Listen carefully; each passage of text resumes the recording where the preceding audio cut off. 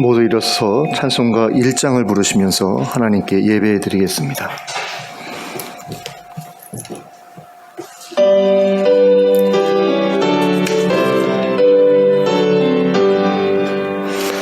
만복의 근원 하나님, 온 백성 찬송 드리고 저 천사여 찬송하세. 찬송 성부 성자 성령 아멘.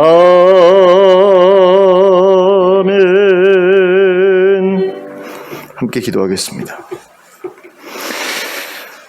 사랑과 은혜가 풍성하신 하나님 아버지, 오늘 저희에게 복된 주일을 허락하시고 또 이렇게 함께 모여 예배하게 하심을 감사합니다.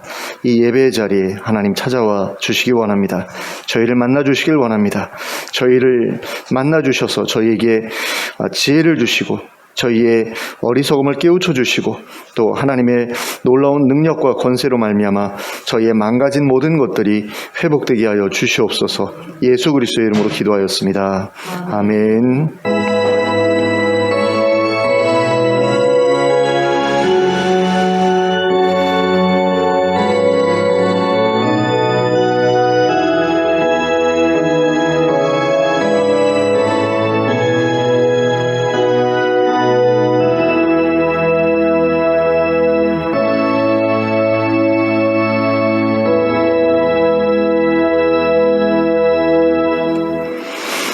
찬송가 104장을 함께 찬송하겠습니다.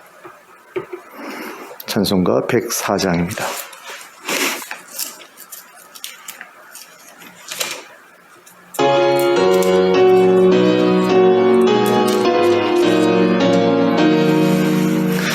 오도소서 임마누엘,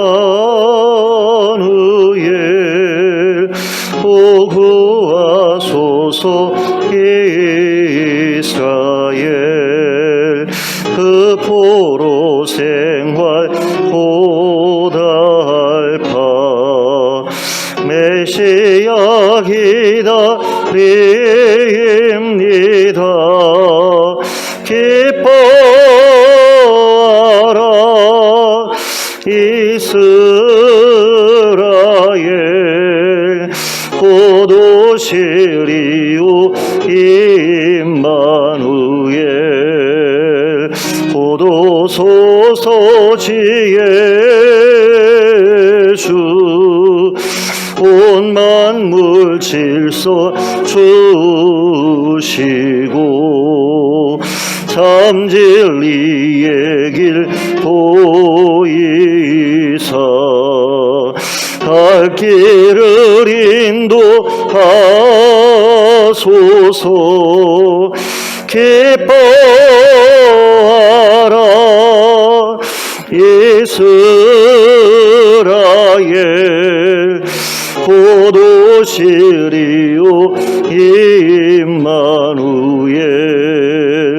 고도소서 소망의 주, 만 백성 한맘 이루어 시기와 분쟁 없애고 참 평화 채워주소서. 기뻐하라 이스라엘, 고도시리오 임마누엘.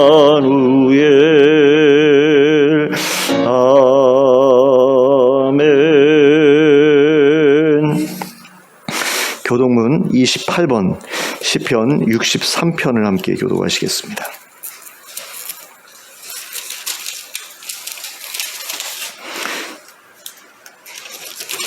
교독문 28번 시편 63편을 함께 교독합니다.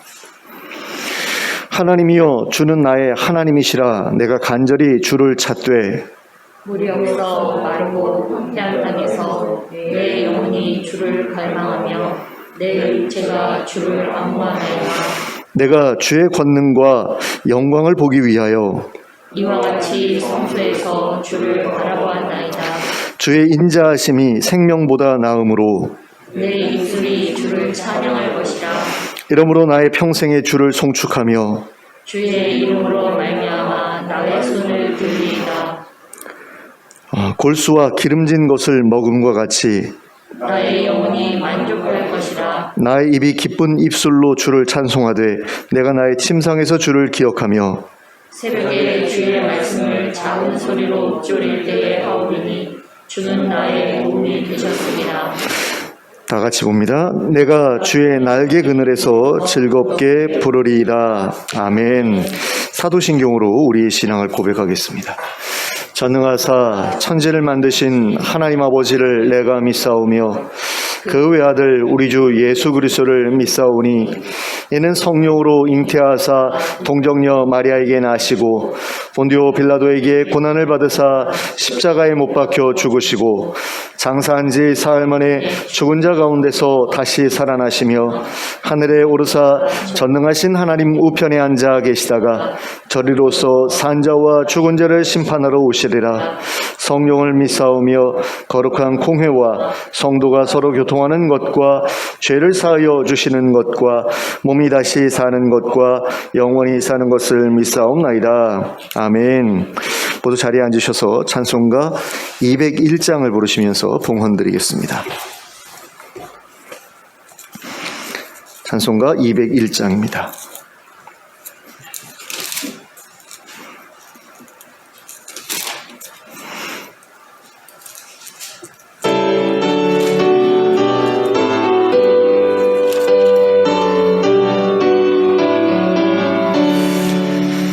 참 사랑 되신 말씀 하늘의 지혜요 변하지 않는 진리 온 세상 빛이라.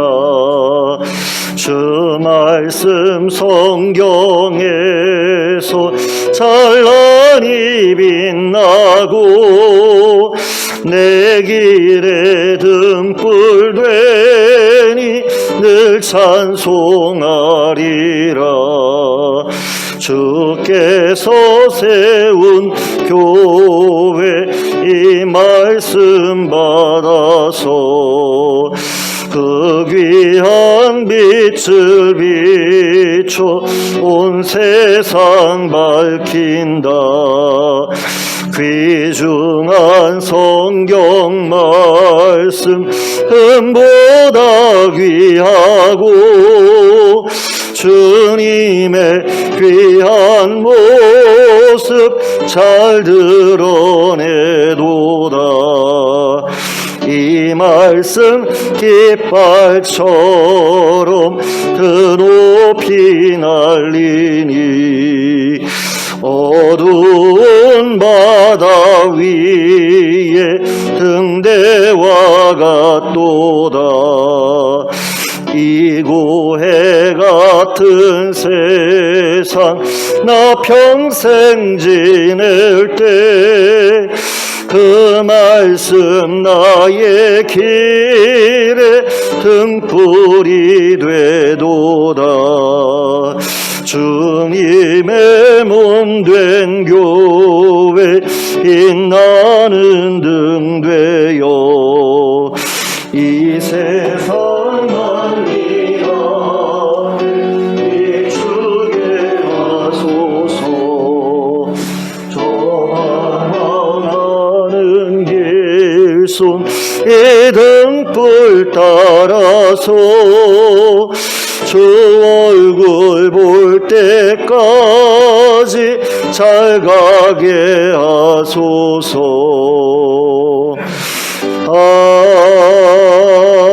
아멘.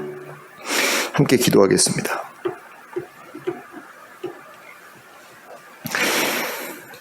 사랑과 은혜가 풍성하신 하나님 아버지, 하나님께서 저희를 보호하여 주셔서 여기까지 왔습니다. 코로나로 인하여서 많은 분들이 고통받고 또 어떤 분들은 세상을 떠나고 하는 그런 험악한 그런 시기를 저희가 이렇게 통과해 왔는데, 하나님 아버지, 남아있는 인생도 하나님의 은혜 가운데 잘 살아낼 수 있도록, 감당해낼 수 있도록 은혜 베풀어 주시기를 원합니다.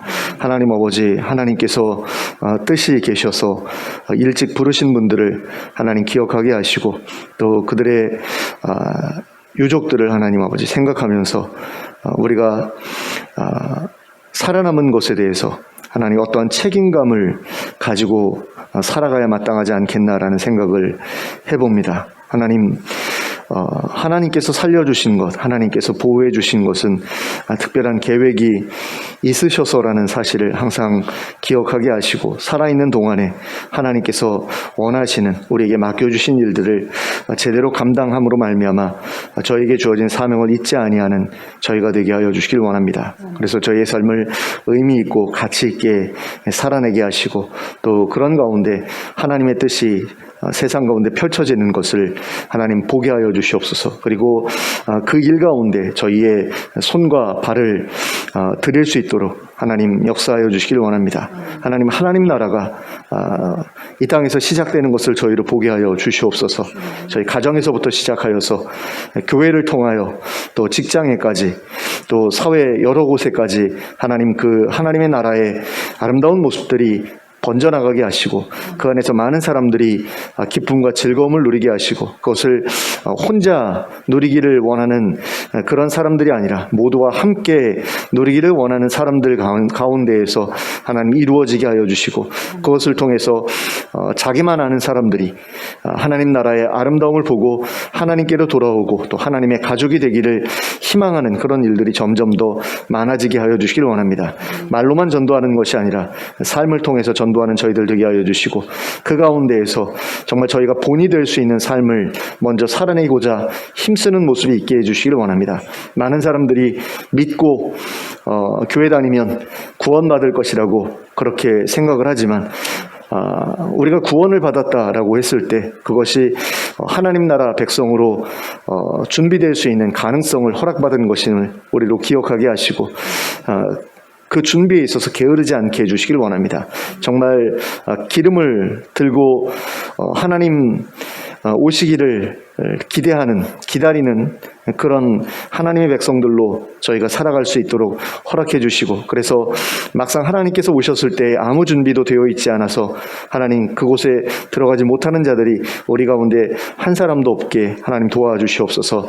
하나님, 교회가 교회답게 세워져 가는 것을 보기를 원합니다. 이제 코로나가 거의 다 사그러들어 가는 가운데 예전과 같은 그런 삶이 저희들에게 다시 돌아올지도 모른다는 그런 기대가 저희들에게 생겨나고 있습니다. 그런 가운데에서 하나님 다시 한번 교회가 힘을 얻게 해주시고, 정말 하나님께서 사랑하시는 교회들이 드러나게 해주시고, 또 하나님께서 사랑하시는 성도들이 그런 교회에 찾아들어서 정말 힘있게 일어나게 하여 주시고, 그 교회를 통하여서 하나님께서 계속해서 하나님의 영광을 세상에 흘려보내시는 것을 저희로 보게 하여 주시옵소서.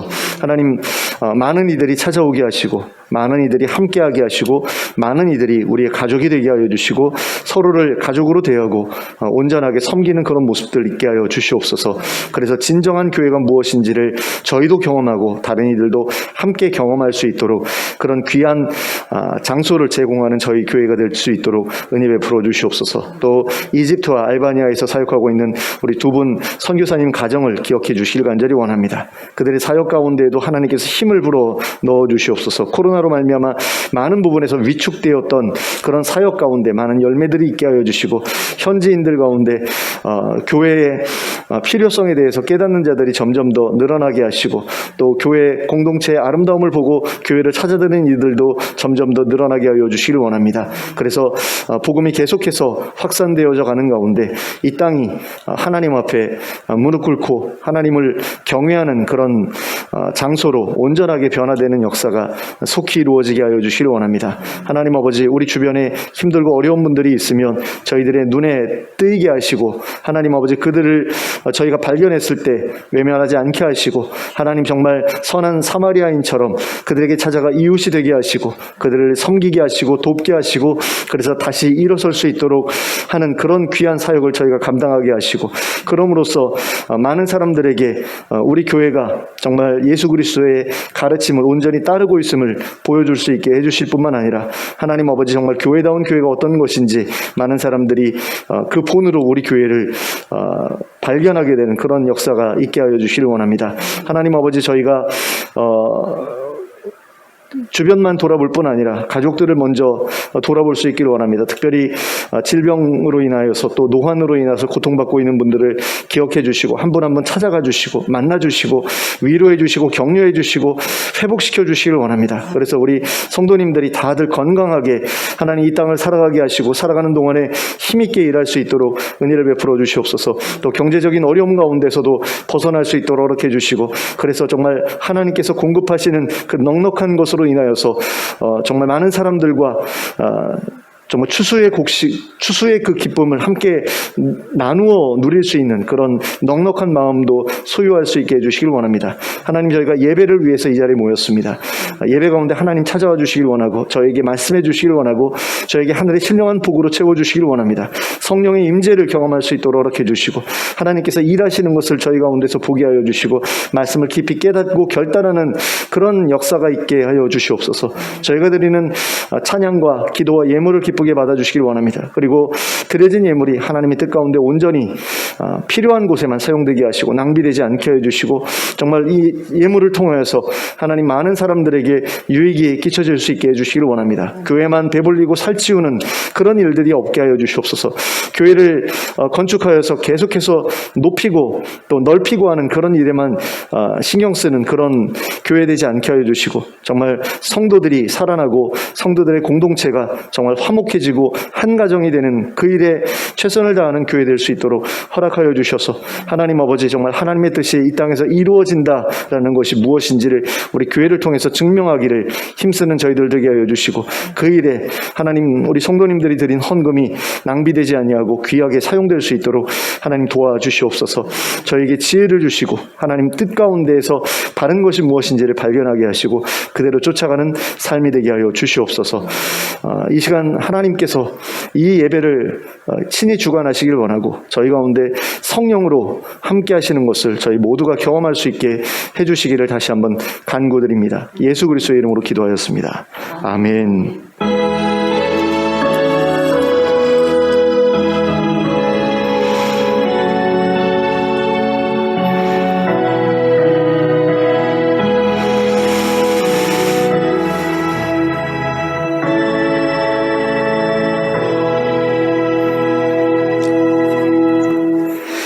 교회 소식을 함께 보시겠습니다. 주일 예배 후 점심 식사가 다시 시작되었습니다. 안전하고 건강하고 화목한 식탁 교제가 이루어질 수 있도록 기도해 주시고 또 참여해 주시기 바랍니다. 또 5월에도 전교인 대신방이 계속 진행될 예정입니다. 주님의 은혜와 능력으로 풍성한 신방이 이루어질 수 있도록 또 한마음으로 기도해 주시기 바랍니다. 그리고 코로나의 종식과 교우들의 건강을 위해서 기도해 주시기 바랍니다. 밑에 나오는 이름들 여러분들 기억해 주셨으면 좋겠고요. 혹시라도 어떤 분에 대해서 내가 잘 모른다라고 하시면 저희들에게 물어봐 주시면 저희가 잘 설명해 드려서 어떤 분들인지 소개해 드리고 또 함께 기도하도록 하겠습니다. 아마 잘 모르시는 분들도 있을 거예요. 여기 최문봉 원사님 같은 경우는 이제 홍미라 목사님 어머님 되시고요. 또 이제 그 황선자님은 송희연 자매님, 이 옆에 그 기빙휠 엔터 운영하던 그 자매님 어머님 되시고, 또 유기종 씨는 이게 우리 저기 청년 하나 있잖아요. 우리 권사님 좋아하시는 청년이 있어요. 네, 그 청년 아버님인데 대장암이라고 그랬죠. 그래서 조금 몸이 좋지 않은 가운데 있습니다. 그리고 혹시 생각나시는 대로 더 이름을 좀 올려서 함께 기도했으면 좋겠다 싶은 그런 분들이 계시면 저희 교인 아니더라도 얘기를 해주시면 함께 기도해 드리도록 하겠습니다. 예, 이상으로 교회 소식 말씀드렸습니다. 좌우를 둘러보시면서 인사 나누시기 바랍니다. 잘 오셨습니다. 재승 형제 안 늦고 오늘은 일찍 왔고요. 저희 아들이 휴가 나왔다가 이제 오늘 돌아갑니다. 다음 주에 아마 다시 나올 것 같기도 한데 어쨌든 안전하게 돌아갈 수 있었으면 좋겠고요. 예, 이제 하나님의 말씀 함께 보시겠습니다. 전도서 7장 19절부터 8장 1절까지 말씀입니다. 전도서 7장 19절부터 8장 1절까지.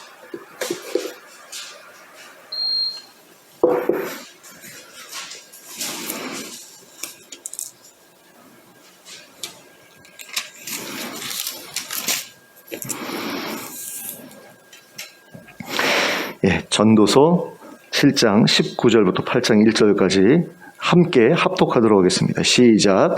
지혜가 지혜자를 성읍 가운데에 있는 10명의 권력자들보다 더 능력이 있게 하느니라. 선을 행하고 전혀 죄를 범하지 아니하는 의인은 세상에 없기 때문이로다. 또한 사람들이 하는 모든 말에 내 마음을 두지 말라. 그리하면 내 종이 너를 저주하는 것을 듣지 아니하리라. 너도 가끔 사람을 저주하였다는 것을 내 마음도 알고 있느니라. 내가 이 모든 것을 지혜로 시험하며 스스로 이르기를 내가 지혜자가 되리라 하였으나 지혜가 나를 멀리하였도다. 이미 있는 것은 멀고 또 깊고 깊도다. 누가 능히 통달하랴. 내가 돌이켜 전심으로 지혜와 명철을 살피고 연구하여 악한 것이 얼마나 어리석은 것이요 어리석은 것이 얼마나 미친 것인 줄을 알고자 하였더니 마음은 올무와 그물 같고 손은 포승 같은 여인은 사망보다 더 쓰다는 사실을 내가 알아내었도다. 그러므로 하나님을 기쁘게 하는 자는 그 여인을 피하려니와 죄인은 그 여인에게 붙잡히리로다. 전도자가 이르되 보라 내가 낱낱이 살펴 그 이치를 연구하여 이것을 깨달아노라. 내 마음이 계속 찾아보았으나 아직도 찾지 못한 것이 이것이라. 1000사람 가운데서 한 사람을 내가 찾았으나 이 모든 사람들 중에서 여자는 한 사람도 찾지 못하였느니라. 내가 깨달은 것은 오직 이것이라. 곧 하나님은 사람을 정직하게 지으셨으나 사람이 많은 꾀를 낸 것이니라. 누가 지혜자와 같으며 누가 사물의 이치를 아는 자이냐. 사람의 지혜는 그의 얼굴에 광채가 나게 하나니 그의 얼굴에 사나운 것이 변하느니라. 아멘. 예, 제가 전도서의 주제를 좋은 삶이라고 말씀을 드렸습니다. 전도서에서 계속해서 반복적으로 사용되는 단어가 토브라고 말씀을 드렸고요. 이 토브라는 것은 선하다, 아름답다, 좋다라는 뜻이 있다라고 말씀을 드렸죠. 그래서 전도자가 우리한테 가르쳐 주려고 하는 것은 인생은 허무하다 이게 아니라 인생을 좀 잘 살아봐라라는 그런 의미고요. 인생을 좋게 살려면, 선하게 살려면, 아름답게 살려면 어떻게 살아야 되느냐 이것을 이제 가르쳐 주고자 하는 거거든요. 그렇기 때문에 우리가 전도서를 보면서 허무한 것, 헛된 것 여기에 주목하면 안 되고요. 좋은 것에 주목해야 됩니다. 무엇을 전도자가 좋다라고 이야기를 하느냐. 우리가 인생을 살아가면서 뭐가 좋은 건지를 전도자가 가르쳐주는 그것을 우리가 배워가지고 그대로 살아가려고 할 때 우리 인생이 아름다워질 거다라는 그런 의미에서 이 전도서라는 책을 하나님께서 우리에게 주신 건데, 이 전도자가 이야기하는 것은 좋은 삶이라고 했잖아요. 근데 좋은 삶을 우리가 살아내기 위해서 필요한 것이 있다라고 또 전도자가 이야기를 하거든요. 그것이 무엇이냐면 바로 지혜입니다. 그래서 우리가 지혜서라고 하는 책들이 있잖아요. 욥기, 잠언, 전도서, 이걸 우리가 지혜서라고 그러지 않습니까? 근데 전도서를 보면 모든 게 다 헛되다라고 이야기를 해요. 근데 헛된 삶에 지혜가 왜 필요하겠어요? 그러니까 헛된 삶을 위해서 지혜가 필요한 게 아니라 헛된 삶을 살지 않기 위해서 지혜가 필요한 거고, 결국 좋은 삶을 위해서 지혜가 필요하다라는 것인데, 그래서 전도서를 읽다가 갑작스럽게 지혜에 대한 이야기가 나올 때가 있거든요. 근데 우리가 살펴보고 있는 본문도 바로 지혜에 대한 그런 이야기입니다. 그래서 우리가 7장 접어들면서부터 지혜에 대한 이야기를 계속해서 우리가 발견하게 돼요. 근데 지금 19절을 보면 여기서도 이제 지혜의 그 가치에 대해서 이야기를 하고 있거든요. 그래서 지혜가 지혜자로 하여금 능력 있게 해준다라는 사실을 이야기하는데요. 지혜가 사람으로 하여금 능력 있게 만들어준다. 라는 거죠. 근데 그 능력은 어떤 능력이냐라고 했을 때 좋은 삶을 살아갈 수 있게 해주는 능력이 아니겠는가. 그러니까 좋은 삶을 살아간다라고 했을 때 나 혼자 좋은 삶을 살아갈 수도 있지만 내가 속해 있는 뭐 마을 공동체라든가 회사라든가 교회라든가 이런 데에서 좋은 삶을 살아갈 수 있게 해준다라는 그런 의미도 될 수 있지 않아요? 그러면 이 성읍 가운데 있는 10명의 권력자들이 그 도시에 사는 사람들에게 좋은 삶을 주기 위해서 능력을 발휘하는 것보다 지혜자 한 사람이 그 도시에 있는 사람들이 좋은 삶을 살아갈 수 있도록 하는데 더 능력이 있을 수 있다라는 그런 이야기죠. 지혜가 그렇게 중요하다라는 이야기입니다. 그러니까 좋은 삶을 살아가려면 지혜가 있어야 되고 나뿐만 아니라 내 주변에 있는 사람들까지 다 같이 좋은 삶을 살아갈 수 있도록 하기 위해서도 지혜가 필요한데 그렇게 지혜가 있으면 성읍 가운데 있는 10명의 권력자들보다 더 다른 사람들에게 좋은 삶을 선사할 수 있다는 거죠. 그러니까 지혜로운 사람 한 사람이면 권력 많은 10명 사람보다 더 낫다. 뭐 그렇잖아요. 그 조선시대 때 그 왕들 10명 정도 이렇게 을 합쳐놓은 것보다 세종대왕 한 명보다 못하지 않습니까? 그런 어떤 식으로 생각을 해도 될 것 같아요. 여기에서 성읍 가운데 있는 권력자라는 표현이 나오는데요. 이건 변방 오지에 있는 권력자와 대조되는 그런 이미지죠. 그래서 중심 도시에 있는 권력자들이잖아요. 그렇기 때문에 그 권력이 적지 않다라는 겁니다. 그런데 그런 그 적지 않은 권력을 가진 사람들 10명을 합쳐도 지혜자 한 사람보다 무력할 수 있다, 무능할 수 있다라는 거죠. 좋은 삶을 일궈내는 그런 차원에서, 좋은 사회를 만드는 그런 차원에서도요. 그러므로 지혜가 굉장히 중요하다라는 이야기를 여기서 하고 있는 거죠. 근데 전도자는 이렇게 지혜의 그 가치, 지혜의 효용성을 이야기한 다음에 갑자기 다른 이야기를 시작을 합니다. 뜬금없어요. 20절부터 22절까지의 내용을 보면 약간 뜬금없는 그런 내용 같습니다. 전도자는 20절에 기록된 것처럼 선한 일만 하고 죄는 전혀 짓지 않는 그런 의인은 세상에 없다라고 선언을 합니다. 그리고 이에 이어서 21절에서는 사람들이 하는 모든 말에 내 마음을 두지 말라고 권면해요. 사람들이 하는 모든 말을 귀담아 들을 필요 없다, 이런 이야기입니다. 그리고 그 이유에 대해서 뭐라고 말하고 있냐면 그래야만 너가 소유한 너의 종이 너를 저주하는 것을 듣지 않을 수 있기 때문이라는 겁니다.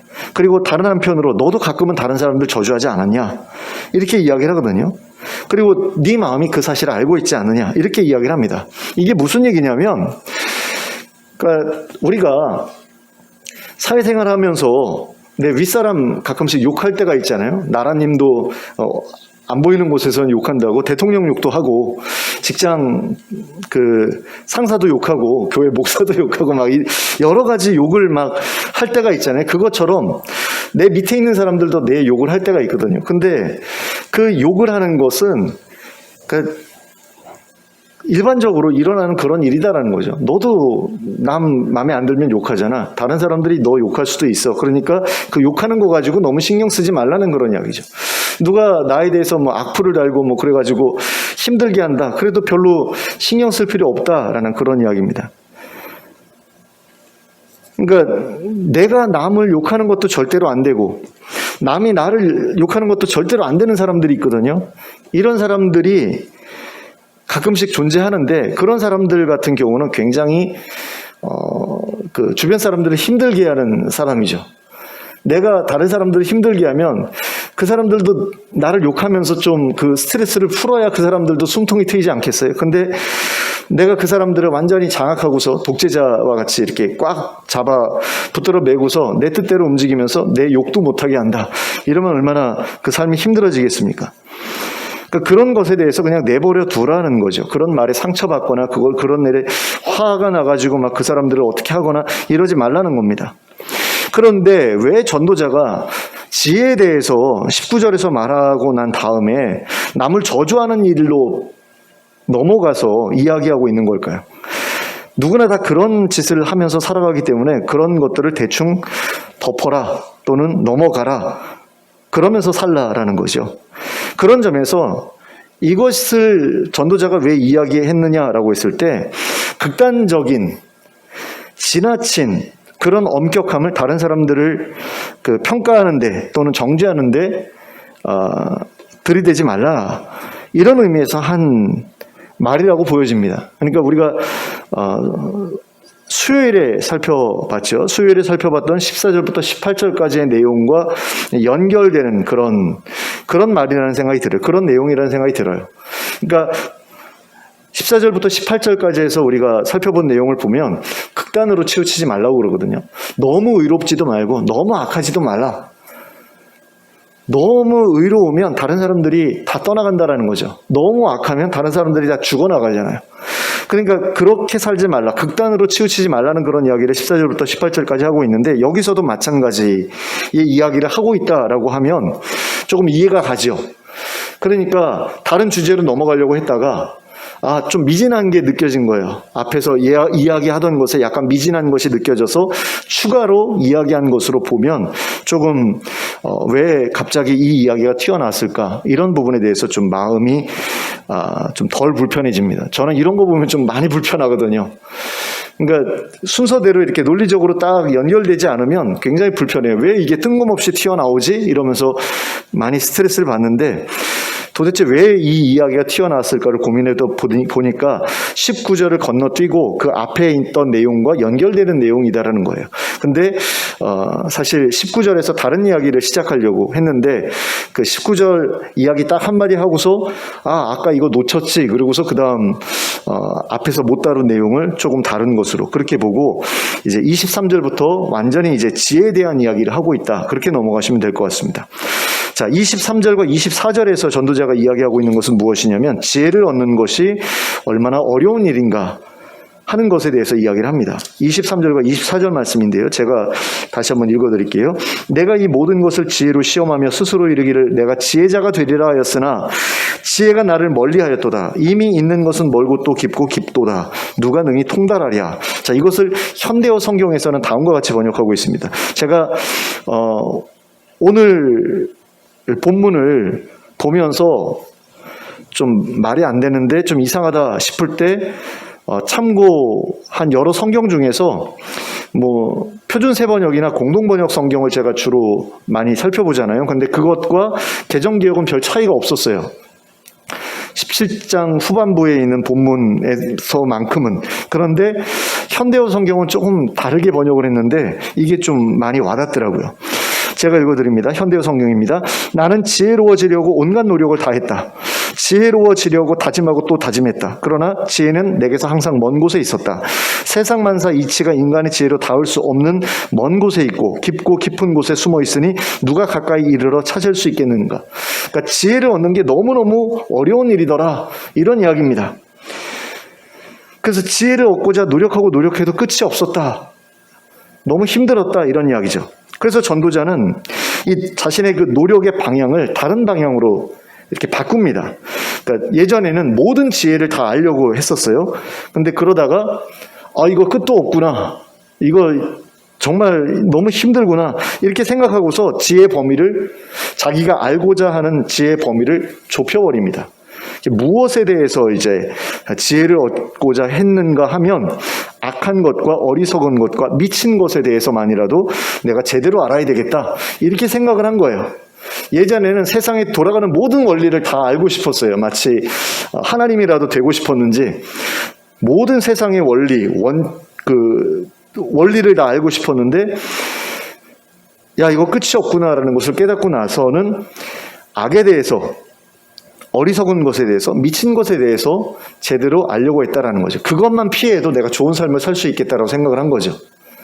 좋은 것이 무엇냐라고 했을 때 좋은 것도 아마 한도 끝도 없을 거예요. 근데 나쁜 것이 무엇냐라고 했을 때는 그나마 조금 내가 알 수 있지 않을까. 그래가지고 이제 악한 것, 어리석은 것, 미친 것에 대해서 알고자 했다라는 거죠.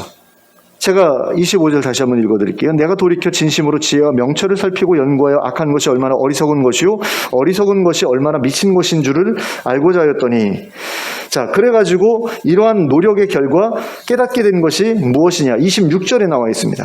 마음은 올무와 금을 같고 손은 포승 같은 여인은 사망보다 더 쓰다는 사실을 내가 알아냈도다. 그러므로 하나님을 기쁘게 하는 자는 그 여인을 피하려니와 죄인은 그 여인에게 붙잡히리로다. 자, 이것을 현대어 성경에서는 이렇게 번역하고 있어요.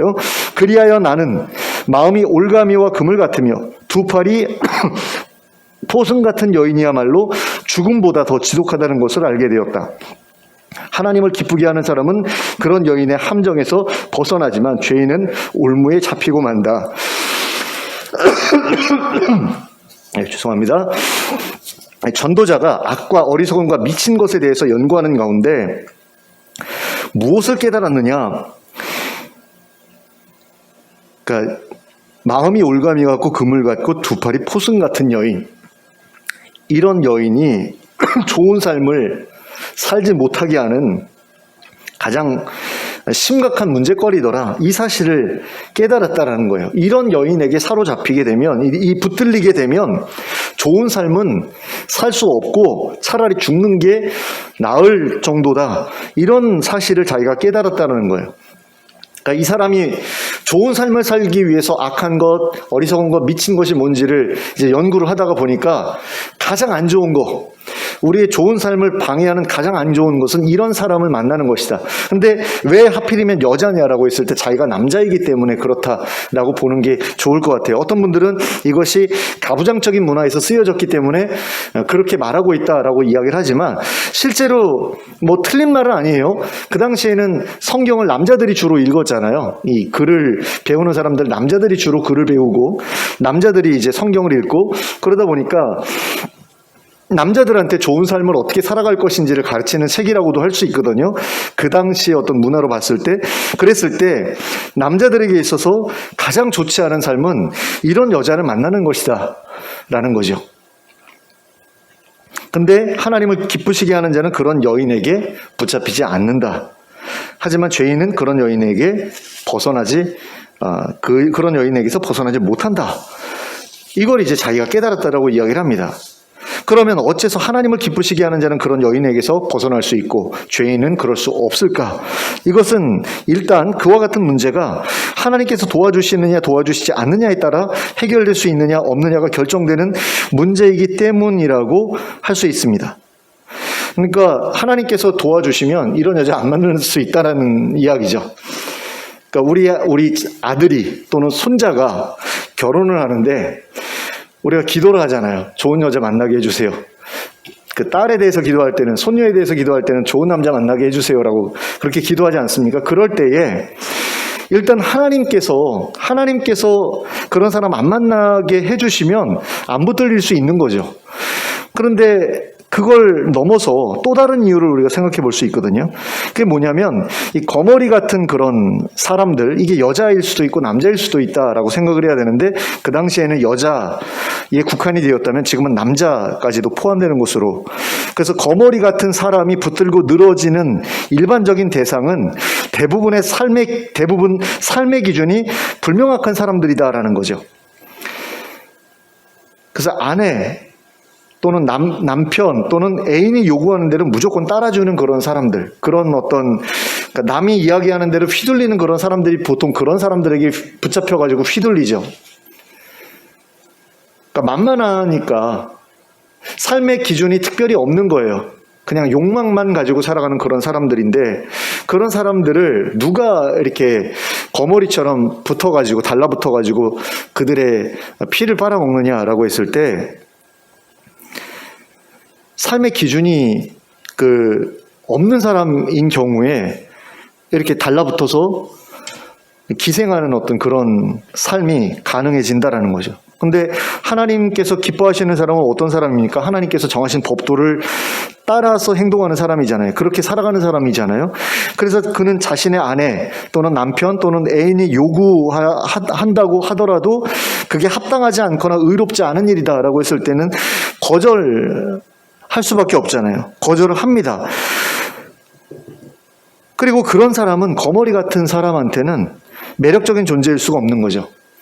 그러니까 자기 자신의 어떤 그 기준이 확고한 사람은, 그래서 자기가 쥐고 흔들 수 없는 사람은 건드리지 않아요.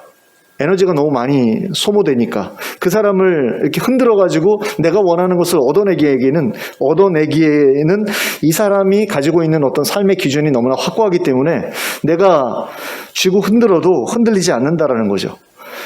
근데 그런 게 확고하지 않은 사람은 쥐고 흔들면 흔들리는 대로, 내가 좋아하는 사람이 흔드는 대로 내가 그냥 따라주는 거죠. 꼭두각시처럼. 그래서 뭐 해달라 그러면 뭐 해주고, 뭐 해달라 그러면 뭐 해주고. 성도들 가운데도 그런 분들이 있어요. 성도들 가운데에도 그 종교인이 쥐고 흔들면 흔들리는, 그냥 흔드는 대로 흔들리는. 그래서 종교인이 뭐 갖다 바쳐라 그러면 갖다 바치고, 뭐 해라 그러면 뭐 하고. 그러니까 무당들 찾아가는 사람들 중에도 그런 사람들이 많죠. 그래서 이렇게 해야지 뭐 삶의 문제가 안 생긴다, 삶의 문제가 해결된다, 이런 식으로 이제 했을 때 그것 때문에 이제 불안해가지고 갖다 바치고 뭐 이런 식으로 하는 그런, 그래서 그 거머리 같은 그런 사람들에게 사로잡혀서 이렇게 흔들리지 아니하려면 하나님을 경외해야 하고 하나님의 법도를 알아야 되고 그 법도를 따라 살아야 된다는 거죠. 그렇게 되는 사람은, 그렇게 살아가는 사람은 이런 여자 또는 남자와 얽히게 될 가능성이 줄어든다라는 겁니다. 그러므로 하나님을 경외하는 것, 그리고 하나님을 기쁘시게 하고자 하는 것, 그리고 하나님을 기쁘시게 하기 위해서는 하나님의 법도를 따라 살아야 되겠죠. 그것이 바로 지혜다라는 겁니다. 이런 지혜를 가진 사람은 자기를 망가뜨릴 가능성이 있는 그런 사람들이 자신을 붙들지 못하도록 할 수 있다는 겁니다. 자연스럽게. 그래서 우리에게 지혜가 필요하다는 거죠. 그런데 그 다음으로 전도자가 깨달은 것을 또 이야기를 하거든요. 이게 뭐냐면 세상에 지혜롭다고 할 만한 사람이 없다라는 거예요. 그러니까 27절과 28절 말씀을 다시 한번 보도록 하겠습니다. 제가 읽어드릴게요. 전도자가 이르되 보라 내가 낱낱이 살펴 그 이치를 연구하여 이것을 깨달았노라. 내 마음이 계속 찾아보았으나 아직도 찾지 못한 것이 이것이라. 1000사람 가운데서 한 사람을 내가 찾았으나 이 모든 사람들 중에서 여자는 한 사람도 찾지 못하였느니라. 자, 전도자는 자기 마음에 합족한 사람을 찾고 또 찾았대요. 근데 찾지 못했다라고 이야기를 해요. 근데 어떤 사람을 찾은 겁니까? 지혜로운 사람을 찾은 거죠. 어떤 사람이 지혜로운 사람인가 하고서 찾아봤다라는 거예요. 근데 못 찾았다라고 이야기를 해요. 근데 뒤에 이어지는 내용을 보면 남자 중에서 하나를 찾았고 여자 중에서는 하나도 못 찾았다. 1000명을 찾았는데 1000명 중에 남자는 하나였고 1000명 중에 여자는 하나도 없었다. 그렇다면 이것은 남자가 여자보다 낫다는 이야기냐라고 했을 때 저는 그렇지 않다라고 생각을 해요. 뭐 이것도 어떤 가부장적인 문화 속에서 한 이야기일 수 있어요. 그런데 저는 이걸 꼭 그렇게 이해를 해야 될까라는 그런 생각이 들었어요. 뭐냐면 28절 전반부에서 전도자가 뭐라고 이야기를 합니다. 뭐라고 이야기를 합니까? 내가 찾고 찾아도 못 찾았다라고 이야기를 하잖아요. 근데 뒤에 가서는 찾았다라고 이야기를 한단 말이에요. 말이 안 되잖아요. 내 마음이 계속 찾아보았으나 아직도 찾지 못한 것이 이거라. 찾지 못했대요. 그래 놓고서 뒤에 가서는 1000사람 중에 한 명 찾았어. 남자 중에서. 근데 여자 중에서 못 찾았어. 이건 서로 말이 안 되잖아요. 그럼 이건 무슨 얘기냐라고 했을 때 이 1000사람 중에 한 명은 누구냐? 전도자 자기 자신을 이야기하는 것이다. 저는 그렇게 생각이 된다라는 거죠. 나 말고는 나처럼 지혜를 찾아 헤매는 사람을 못 찾았어, 못 봤어 라는 그런 이야기를 이렇게 하고 있다. 그러니까 은근슬쩍 자기를 높이는 것 같은 어떤 그런 느낌이 들어요. 그러니까 그 바울이 그런 거 있잖아요. 셋째 하늘까지 가본 사람을 내가 안다. 그 자기 얘기인데 괜히 겸손한 척하면서 그렇게 이야기를 하잖아요. 저는 그것도 좀 웃겨요. 제가 볼 때는 겸손한 척이에요. 근데 여기도 마찬가지입니다. 지혜를 얻고 싶어서 막 노력하는 사람들 내 주변에서 찾아봤더니 나 말고 없더라라는 그런 이야기로 저는 이 본문이 이해가 되거든요. 그래서 전도자는 29절과 같은 결론을 내립니다. 내가 깨달은 것은 오직 이것이라. 곧 하나님은 사람을 정직하게 지으셨으나 사람이 많은 꾀들을 낸 것이니라. 자, 전도자는 하나님께서 사람을 정직하게 지으셨대요. 그런데 여기에서 정직하게라는 말은 의롭게라는 말로도 번역이 가능합니다. 저는 그리고 그게 맞다라고 봐요. 하나님께서 사람을 의롭게 지으셨다라는 거죠. 의롭게 지으셨는데 전도자가 연구해 봤더니 사람을 하나님께서 의롭게 지으신 게 맞는데 어째서 세상에는 이렇게 악인이 많은가, 그리고 어리석은 사람이 많은가, 미친 사람들이 많은가 생각을 해봤다라는 거죠. 그 결론이 무엇이냐? 사람들이 많은 꾀를 냈기 때문이다라는 겁니다. 그러니까 하나님께서는 원래 사람을 의롭게 만들었는데 사람들이 자기 욕망 때문에 여러 가지 꼼수를 부리게 되면서 악한 사람, 어리석은 사람, 미친 사람들이 나타나게 됐다라는 거죠. 그러니까 사람이 악해지는 거, 어리석어지는 거, 미치는 그 이유가 뭐냐라고 했을 때 욕망 때문이다, 욕심 때문이다 라고 말할 수 있고, 그 욕심을 위해서 온갖 여러 가지 수단을 강구하다 보니까 악한 사람, 어리석은 사람, 미친 사람들이 등장하게 됐다라는 거죠. 그러므로 전도자가 앞에서 말하고 있는 그 거머리 같은 남자 또는 여자, 이런 사람들도 원래부터 그렇게 만들어진 사람은 아니라는 사실을 알 수 있습니다. 그러니까 하나님께서 사람을 만드셨을 때 선하게 만드셨다는 거죠, 일단은. 그런데 욕망 때문에 그렇게 거머리 같은, 남들에게 달라붙어서 그들의 진액을 빨아먹고 사는 그런 존재가 되어버렸다라는 겁니다. 그러니까 자신의 욕망을 충족시키기 위해서 잘못된 방법으로 노력하다가 그와 같이 기생충이나 거머리 같은 그런 존재가 되고 말았다라는 거죠. 그렇다면 그 여인과 같은 길을 걷지 않기 위해서 우리에게 필요한 것은 무엇이냐라고 했을 때 바로 지혜다라는 거죠. 그러니까 꼼수 부리지 않고 하나님의 법도를 따라 살아가는 그런 지혜가 우리에게 필요하다라는 겁니다. 그래서 전도서 8장 1절에서 전도자는 이렇게 이야기합니다. 누가 지혜자와 같으며 누가 사물의 이치를 아는 자이냐. 사람의 지혜는 그의 얼굴에 광채가 나게 하나니 그의 얼굴에 사나운 것이 변하느니라. 자, 이것을 현대어 성경에서는 이렇게 번역합니다. 과연 지혜로운 사람은 어떤 사람이며 세상 이치를 깨달아 설명할 수 있는 사람은 누구인가. 지혜는 사람의 얼굴을 빛나게 하며 굳어진 표정도 풀어지게 한다. 이런 사람이 지혜로운 사람이다라는 거죠. 전도자는 여기에서 다시금 지혜의 능력을 우리에게 가르쳐주고 있는데요. 지혜의 능력은 바로 사람의 얼굴에서 빛이 나게 한다라는 거죠. 그리고 또한 굳어진 얼굴도 풀어준다. 근데 그 빛이 자기 얼굴에서 나게 하는 것일 수도 있지만 다른 사람들 얼굴에서 빛이 나게 하는 것일 수도 있죠. 그러니까 서로가 서로의 얼굴을 빛나게 하면 얼마나 그 공동체의 삶이 멋지겠어요. 잠언에 보면 그런 내용이 나오죠. 철이 철을 날카롭게 하는 것처럼 친구는 사람의 얼굴을 빛나게 하느니라. 기억나세요? 그런 구절이 있죠. 그래서 좋은 친구를 만나면 얼굴에 빛이 난다. 그러니까 지혜로운 친구를 만나면 내 얼굴에서 빛이 난다라는 거죠. 영광을 내가 얻는다라는 거예요.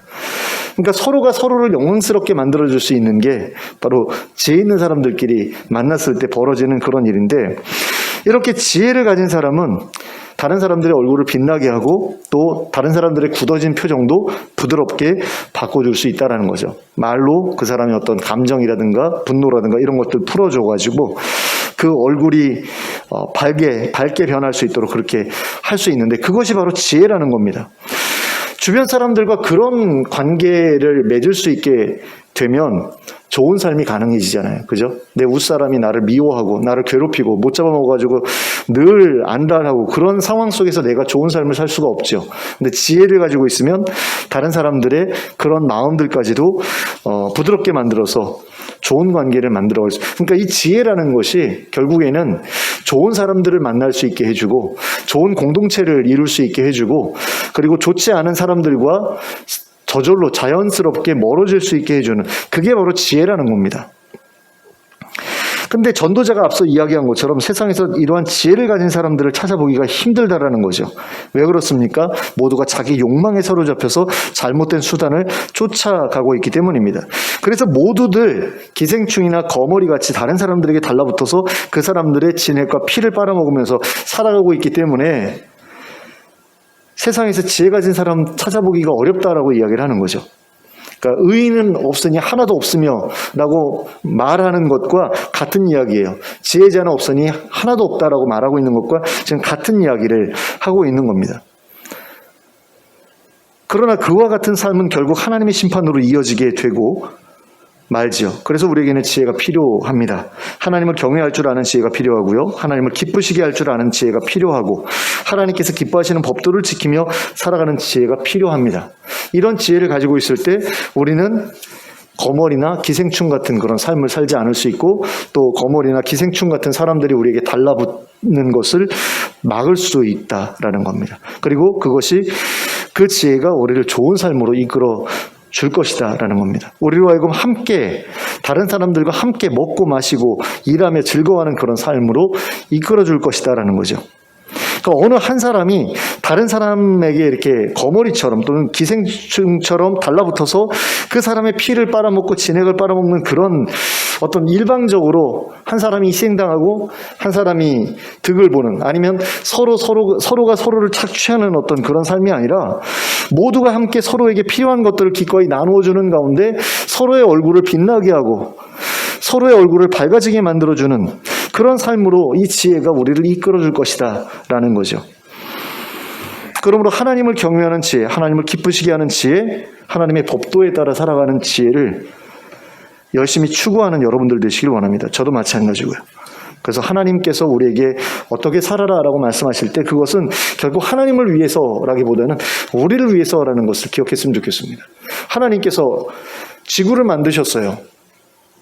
애써서 만드셨겠죠. 그냥 뭐 대충 생겨라 이래가지고 뿅 하고 튀어나온 게 아니라, 어린아이들이 모래사장에서 모래성 하나 쌓는데도 얼마나 힘이 듭니까? 근데 지구를 만드셨어요. 그리고 모든 피조물들을 거기에 두셨습니다. 저는 그것을 우리 인간의 삶에 비추어 볼 때 이런 것과 비슷하다고 생각해요. 뭐냐면, 요즘에는 남자 어른들이요, 어렸을 때 못 해봤던, 제대로 누리지 못했던 것들을 누리려는 그런 사람들이 점점 더 늘어나고 있잖아요. 키덜트라고 해가지고. 근데 그 사람들의 취미 가운데 아주 대표적이라고 말할 수 있는 것 중에 하나가 뭐냐면 프라모델 만드는 거거든요. 피규어 같은 거 만드는 거거든요. 저는 일종의 피규어라는 생각이 들어요. 우리 지구와 우리 사람들이 하나님께서 만든 어떤 살아 움직이는 피규어. 그러니까 그 해리포터에 보면은 그 사진인데 움직이잖아요. 사진 안에서 사람들이 막 움직이고 웃고 말하고 하는 그런 것처럼 하나님께서 우리를 만드신 그것이 일종의 어떤 그 피규어 세트 같은 그런 느낌이 든다라는 거죠. 그래서 지구를 만드셨어요. 그리고 거기다 사람들을 두고 동물들을 넣고 뭐 하고자 만드시는 거죠? 그렇게 잘 만들어서 그 안에 있는 사람들끼리 또는 동물들과 모든 생물들이 조화롭게 아름답게 살아가는 그 모습을 보면서 즐기려고 만드신 거라는 생각이 들거든요. 근데 거기서 계속해서 사람들끼리 싸우고 죽이고 막 이런 일들이 벌어진다라고 했을 때 하나님께서 얼마나 마음이 안 좋으시겠어요. 근데 사람들이 다들 그렇게 살아가고 있다라는 거죠. 남의 것을 빼앗아서 자기 배만 불리려고 하는, 그래서 욕심 부려가지고 다른 사람들의 삶을 비참하게 만들고 지옥으로 만들고, 아프리카에서는 사람들이 다 굶어 죽어가고 있는데 그 미국의 그 다국적 기업 그 식품회사에서는 그 옥수수값 떨어질까봐 옥수수를 다 바다에다가 쏟아서 버리고, 한쪽에서는 굶어 죽어가고 있는데 그 옥수수값 떨어진다고, 이런 일들이 벌어지고 있는 그 모습을 하늘에서 이제 지켜보고 계실 때 그게 얼마나 그러시겠어요. 그러니까 그런 삶을 우리가 멀리 해야 나중에 하나님의 심판을 벗어날 수 있다라는 거죠. 좋은 삶을 이 땅에서 살아야 그 좋은 삶을 영원히 우리가 지속할 수 있는 하나님 나라를 선물로 받을 수 있다라는 겁니다. 그래서 우리에게 지혜가 필요합니다. 그래서 그런 지혜를 성경을 통해서 부지런히 배우고 익히고 또 삶으로 살아냄으로 말미암아 정말 좋은 삶을 이 땅에서도 살아가고 또 하나님 나라에서도 지속해 나갈 수 있는 그런 허락을 받는 우리 모두가 될 수 있기를 예수 그리스도의 이름으로 축원합니다. 기도하겠습니다. 사랑의 하나님 아버지, 하나님께서 우리에게 좋은 삶을 허락하셨는데 우리가 스스로 그 좋은 삶을 파괴하고 좋은 세상을 망가뜨려 놨다라는 사실을 우리가 온전하게 깨닫고 또 절감할 수 있기를 원합니다. 정말 하나님께서 처음 만드신 세상이 얼마나 아름다웠을지, 또 그리고 우리가 지금 망가뜨려가고 있는 이 지구는 얼마나 더 심각하게 망가져갈지를 한번 생각해 보게 하시고, 이것이 하나님의 계획을 얼마나 왜곡하고 또 방해하는 일인가를 우리가 생각해 보기를 원합니다. 그런데 그런 일에 우리 예수 믿는 사람들이 한 팔을 더 거들어서 이 망가져가는 세상을 더 빠르게 망가뜨려 간다면 그것이 하나님을 얼마나 진노케 하실까 하는 것을 우리가 기억하게 하시기 원합니다. 그리고 그런 삶을 살지 않기 위해서, 그런 악한 삶에서 벗어나기 위해서 우리가 어떻게 해야 될지도 고민하게 해주시길 원합니다. 하나님께서 기뻐하시는 그런 삶을 저희가 살고자 결단하기를 원합니다. 하나님께서 주신 그 삶의 기준, 하나님의 백성다운 삶의 기준을 저희가 쫓아 살아가게 하여 주시고, 그럼으로써 하나님께서 원치 아니하는 그런 삶으로 나아가지 않게 하여 주시고, 그런 삶을, 하나님께서 미워하시는 삶을 사는 사람들의 손아귀 위에서도 우리가 안전하게 우리 자신을 지킬 수 있게 해주시기 원합니다. 그리고 정말 좋은 사람들을 만나서 그들과 더불어서 서로의 얼굴을 빛나게 하고 서로를 기쁘게 하고 서로와 화목하고 그런 가운데 함께 먹고 마시고 일하고 즐거워할 수 있는 그런 공동체를 이 땅에서 세워나가고 그것을 누릴 수 있는 저희들 되게 하여 주시옵소서. 그래서 하나님 나라를 이 땅에서부터 누리고 또 하나님 나라가 온전하게 우리 가운데 주어질 때 그 자리에서 또한 살아가는 것이 허락되는 그런 삶을 저희가 잘 준비해 나갈 수 있도록 인도하여 주시옵소서. 예수 그리스도의 이름으로 기도하였습니다. 아멘. 모두 일어서서 찬송가 292장을 함께 찬송하겠습니다. 찬송가 292장입니다.